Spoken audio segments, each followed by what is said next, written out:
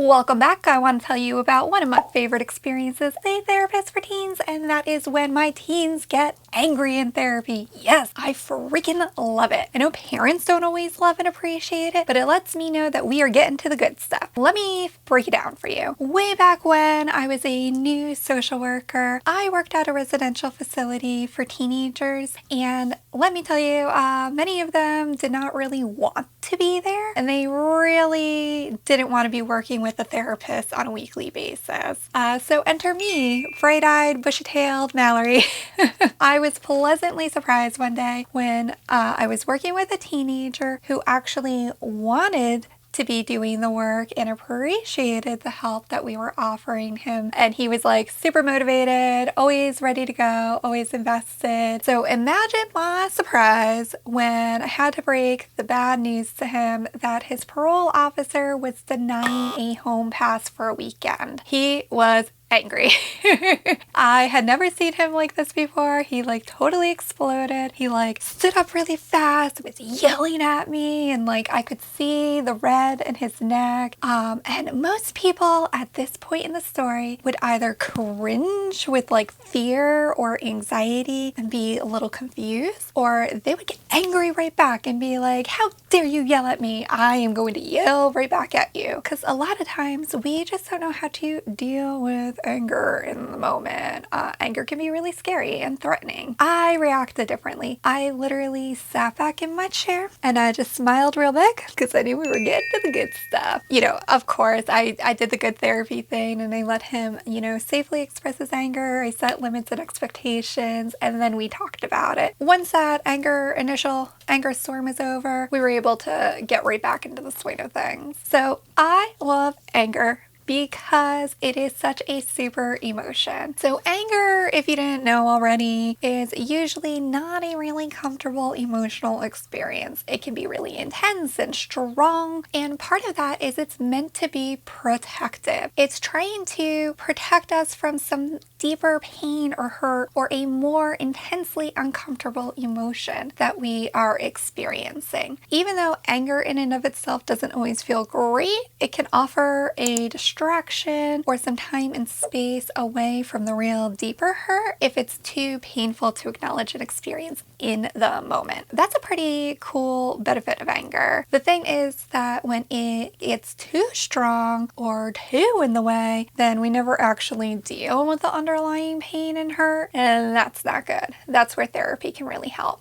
So there's 3 things that I really love about anger. One is that it can help you notice and acknowledge that deeper pain or hurt. So once you are able to notice the anger, you can also check in about what is this anger trying to help protect me from? And then you can make a conscientious, mindful, wise decision for yourself about whether you need some time and distance away from that pain and hurt still, so maybe some coping strategies, or do you need to dig in and stop avoiding this on a safe level? The second thing that it does is it can help to motivate action and change. Anger is meant to be uncomfortable because it's not something that we're meant to experience over a long period of time. So when you start feeling that anger and that discomfort and irritation from the anger, I really encourage you not to sit in it too long, because as you know, us human beings,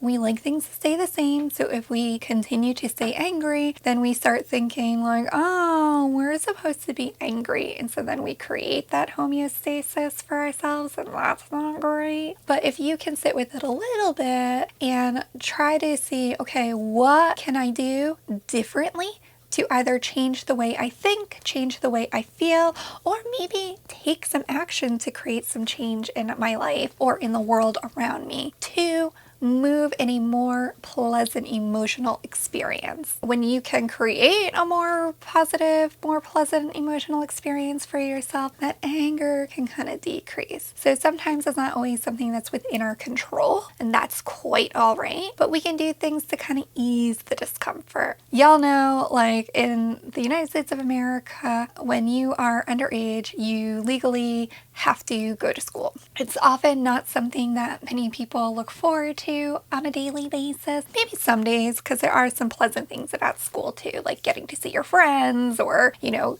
getting that degree so that you can go on to the job or career that you want after high school. But usually on a day-to-day basis, we don't really love it. When you can tap into, okay, what is it that this is making me angry about? Maybe I feel angry that my grades aren't where they need to be yet. And that is really painful because I need certain grades to get into a certain college program because that's the path that I want to take to the career that I want after high school. Totally makes sense that you'd be frustrated and angry about that. Maybe a little hurt, maybe a little upset or disappointed. That's quite all right. So some things that you could do to ease that pain and anxiety might be to consider, what can I do to get through today's boring assignments so that I can achieve that goal? So staying focused on that end game, or it could be creating fun while doing it, like turning it into a game. Maybe you can bundle it with some music or some YouTube videos, eh?